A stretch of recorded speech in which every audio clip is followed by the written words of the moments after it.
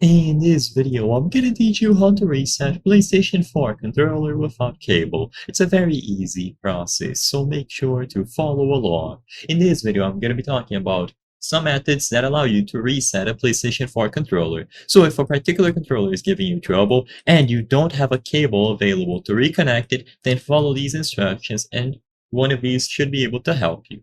First of all, the simplest way to resolve any issues related to PlayStation 4 or controllers connected is to simply restart the console altogether. So if you haven't already, go to the quick menu and restart the console. You can do this by choosing this option here, which will automatically reboot the console for you, or you can manually press the power off button on the console, and after that is done, give it a few seconds and power it back on again. Then pick up the controller and see if it is still giving you some sort of trouble. If it still does not work, then it is going to be a little bit more difficult. The main way to reset a controller, this is the official way on the Sony support website, is by pressing this button at the back of the controller. However, the problem with doing this is that after you reset it this way, you will need a cable to connect it to your PlayStation 4 if it is the only controller that you use. So keep that in mind.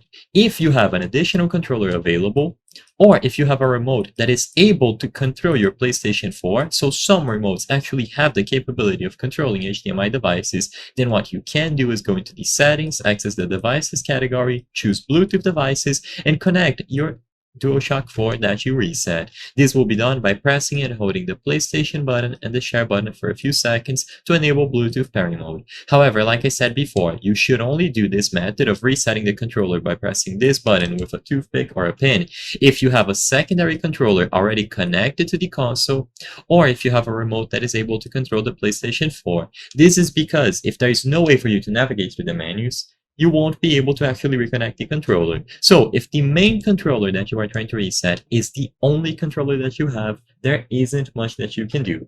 A cable would help in this scenario because after you perform this reset, all that you would have to do is to connect it to your PlayStation 4 using a cable, and then it would be recognized. This is the main way of restarting the controller.